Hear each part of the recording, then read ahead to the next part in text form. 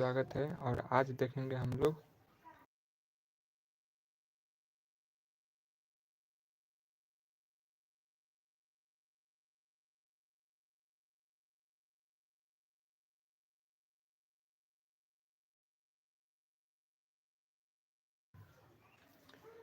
हिंदी से कुछ महत्वपूर्ण प्रश्न जो कि आपके सक्षमता बोर्ड एग्जाम के लिए मोस्ट इम्पोर्टेंट है।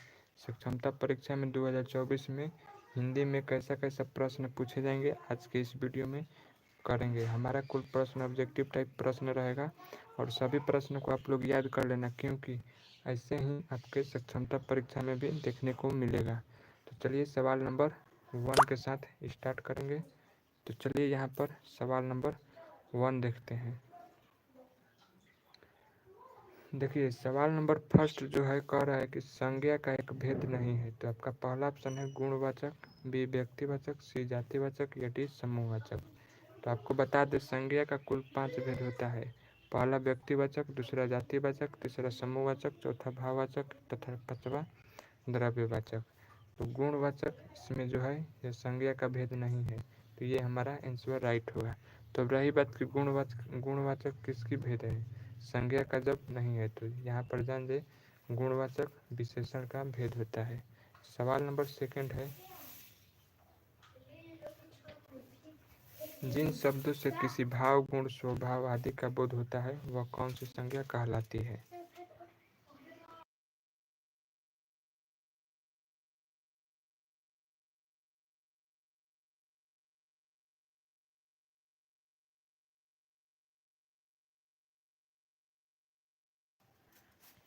तो इसका राइट आंसर जो हो जाएगा ऑप्शन नंबर बी भाववाचक, यानी भाव, गुण, स्वभाव जहाँ पर भी रहे तो उसका उत्तर हो जाएगा भाववाचक।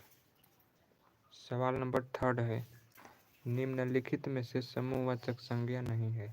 तो पहला श्रृंखला, संघ, सी वर्ग या डी व्यक्ति।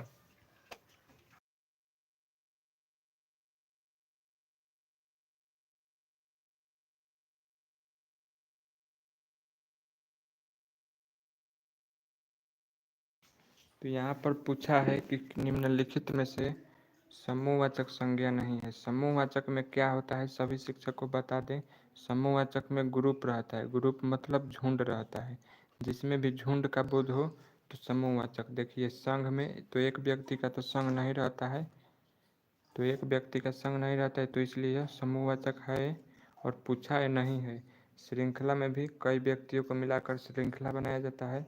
वर्ग में भी लड़का प्लस लड़की रहते हैं तो झुंडे रहता है, संख्या अत्यधिक मात्रा में रहता है झुंड में, तो इसलिए अभी समूहवाचक, ये तीनों समूहवाचक हैं। लेकिन व्यक्ति से केवल एक व्यक्ति का बोध हो रहा है, तो इसलिए यह व्यक्ति समूहवाचक नहीं है। तो ऑप्शन नंबर डी राइट होगा। सवाल नंबर 4 है, जातिवाचक संज्ञा शब्द है। तो इसमें से जातिवाचक पहचानना है। पहला लेखक, बी रामायण, सी सुरेश या डी मनुष्यता। तो जातिवाचक संज्ञा कौन सा है, यहाँ पर देखते हैं। रामायण से तो व्यक्तिवाचक का बोध हो रहा है क्योंकि यह एक है। मनुष्यता भाववाचक होगा। सुरेश भी व्यक्तिवाचक होगा, लेकिन लेखक से लेखक की पूरी जाति का ही बोध करा रहा है, इससे ये पता नहीं चल रहा किस लेखक की बात की जा रही है, तो इसलिए लेखक हमारा जातिवाचक होगा। सवाल नंबर 5 देखेंगे।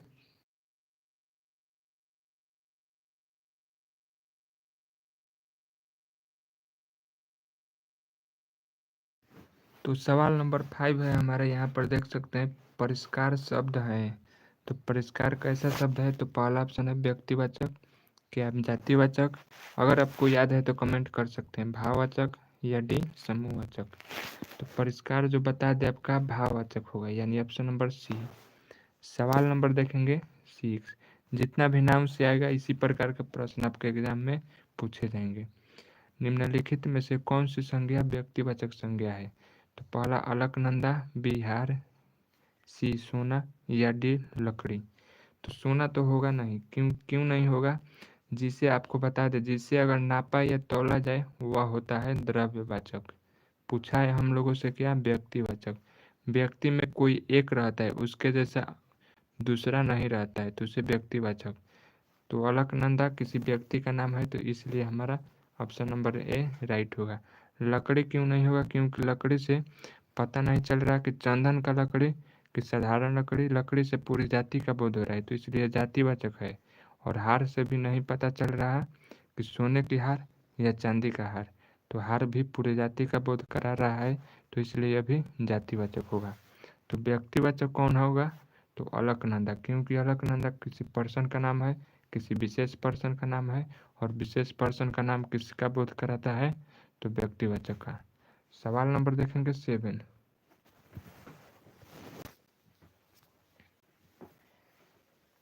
तो 7 नंबर प्रश्न है हमारा, यहाँ पर देख सकते हैं, क्रोध शब्द में किस प्रकार की संज्ञा है? क्रोध मतलब जो हमें दिखाई नहीं देता है, जैसे क्रोध, खुशी, उदास, बुढ़ापा, लड़कपन, बचपन, तो ये सब भाववाचक होता है। तो क्रोध को केवल फील करते हैं, दिखाई नहीं देता है। जितना भी दिखाई नहीं देने वाला केवल फील करने वाला रहता है वह सभी होगा भाववाचक, यानी ऑप्शन नंबर बी। सवाल नंबर देखेंगे 8। तो आपके सभी एग्जाम, क्षमता परीक्षा के एग्जाम के लिए मोस्ट इम्पोर्टेंट सवाल है। निम्न में से कौन सा शब्द समूह जातिवाचक संज्ञाओं का समूह है? आम, रामायण, गंगा।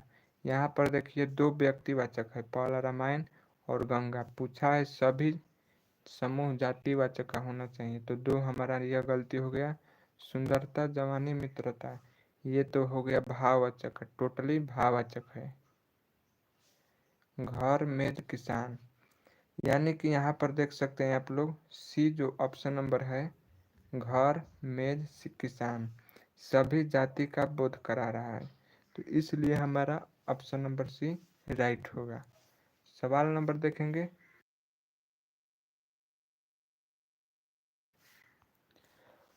तो 9 नंबर प्रश्न है, यहाँ पर देखिए, निम्न में से द्रव्यवाचक संज्ञा है।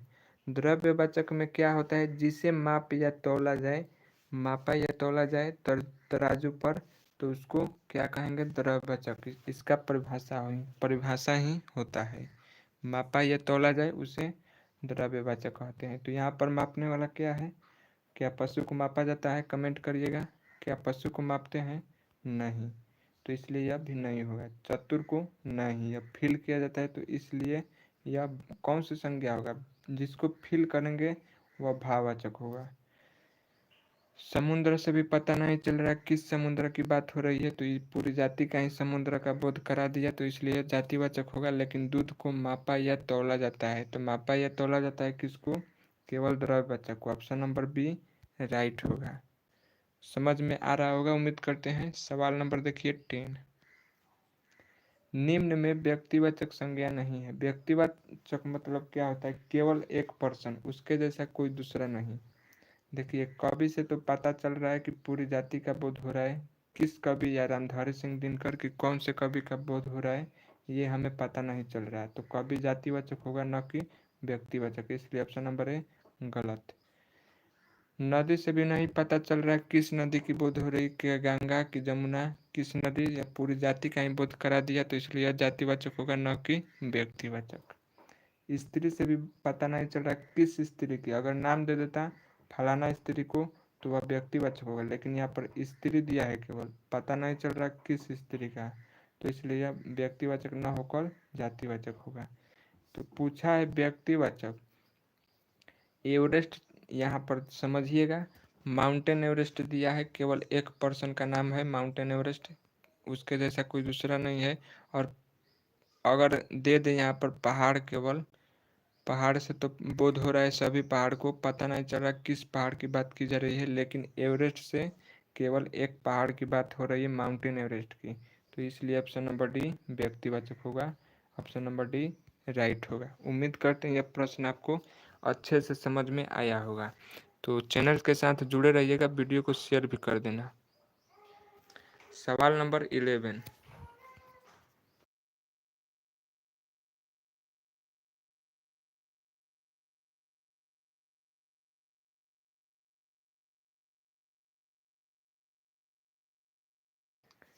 सवाल नंबर 11 है, हरा जातिवाचक संज्ञा से कौन सी भाववाचक संज्ञा बनती है? हरा से हरियाली बनेगा, चतुर से क्या बनेगा? चतुराई बनेगा। पंडित से क्या बनेगा? पंडिताई बनेगा। बच्चा से क्या बनेगा? बचपन बनेगा। ये सभी ट्रिक होता है। आइए सवाल नंबर 12 देखते हैं। बूढ़ा शब्द से भाववाचक संज्ञा क्या बनेगा? तो बूढ़ा से बुढ़ापा बनेगा। जो इसमें सही लगेगा उसी को टिक मारेंगे। बुढ़ाई क्या होता है आप नाम सुने हैं? नहीं, तो गलत होगा। बुढ़ाई भी नहीं होगा, गलत होगा। बुढ़ाऊ भी नहीं होगा, गलत होगा। लेकिन बुढ़ापा कुछ सुना सना लग रहा है, तो ऑप्शन नंबर सी राइट होगा। भाववाचक है, केवल इसको फील किया जाता है, न कि देखा जाता है। हम लोग जो देखते हैं बूढ़े आदमी को देखते हैं, बुढ़ापा को नहीं देखते हैं। सवाल नंबर 13। आपके सक्षमता परीक्षा में ऐसे ही सवाल रहेंगे। स्वच्छ से भाववाचक संज्ञा बनेगी, तो स्वच्छ से जो भाववाचक बनता है स्वच्छता, यानी ऑप्शन नंबर ए राइट होगा। वीडियो को सभी लोग शेयर कर देना, नए हैं तो सब्सक्राइब कर लेना। नारीत्व शब्द में कौन सी संज्ञा है? तो भाववाचक, बी जातिवाचक, सी द्रव्यवाचक या डी द्रव्यवाचक केवल नापा या तौला जाए उसे कहते हैं भाववाचक। जो फील किया जाता है, तो नारीत्व को फील ही करेंगे। नारीत्व होगा चाहे महानता होगा, इस सभी को फील ही करेंगे, तो ऑप्शन नंबर ए राइट होगा। सवाल नंबर देखिएगा 15।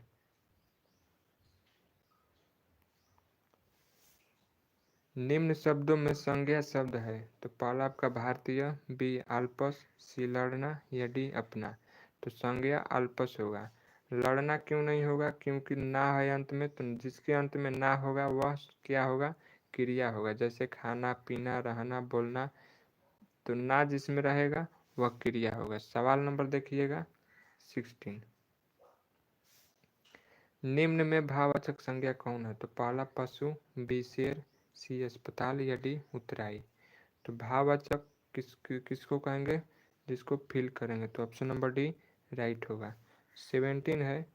निम्न में जातिवाचक संज्ञा नहीं है, तो पार्वती किसी विशेष पर्सन का नाम है, तो इसलिए ऑप्शन नंबर ए बी व्यक्तिवाचक होगा, न कि जातिवाचक। तो इसलिए जातिवाचक संज्ञा नहीं है, तो पार्वती व्यक्ति है, तो ऑप्शन नंबर बी राइट होगा। सवाल नंबर देखेंगे 18। सभी सवाल आपके सक्षमता परीक्षा के लिए मोस्ट इम्पोर्टेंट है। कंजूस से बनाना है आपको भाववाचक, तो कंजूसी राइट उत्तर होगा, ऑप्शन नंबर सी। यहाँ पर देख सकते हैं 19 है। पंडित से बनाना है भाववाचक, तो राइट आंसर होगा पंडिताई, यानी ऑप्शन नंबर ए। सवाल नंबर देखेंगे 20। बच्चा से बनाना है बचपन, यानी ऑप्शन नंबर बी। ये था हमारा हिंदी यानी नाम से मोस्ट इम्पोर्टेंट प्रश्न आपके सक्षमता परीक्षा के लिए। अगर इसको समझ गए होंगे, वीडियो को अच्छे से प्रश्न पढ़ लिए होंगे, तो आपके सक्षमता परीक्षा में हिंदी से नाउन टॉपिक से एक भी प्रश्न नहीं छूटने वाला है। तो नए हैं तो चैनल को सब्सक्राइब कर दें, क्योंकि टीचर जानकारी लेटेस्ट जो निकलती है सबसे पहले आपको इस चैनल पर देखने को मिलेगा। और जो सक्षमता परीक्षा में प्रश्न पूछे जाने वाले हैं आपको इस चैनल पर मिलेगा। तो नए हैं तो चैनल सब्सक्राइब कर दें, क्योंकि आपके लिए बहुत ही मेहनत करते हैं। वीडियो को पूरे अंत तक अवश्य देखिएगा, और नए हैं तो चैनल सब्सक्राइब कर देना। यहाँ पर देख सकते हैं एक प्रश्न और बचा है। घर का भाववाचक बनाना है, यानी घर जो है हमारा कौन सी संज्ञा है? जातिवाचक। घर जातिवाचक क्यों है? तो जातिवाचक से हम लोग को पूरी जाति का बोध हो रहा है घर से, न कि नया घर की बात हो रही है कि पुराना घर की। घर से पूरी ही जाति का बोध हो गया, और इसका भाववाचक हो गया घरेलू। तो उम्मीद करते हैं सभी प्रश्न आपको अच्छे से समझ में आया होगा। तो मिलते हैं अगले वीडियो में।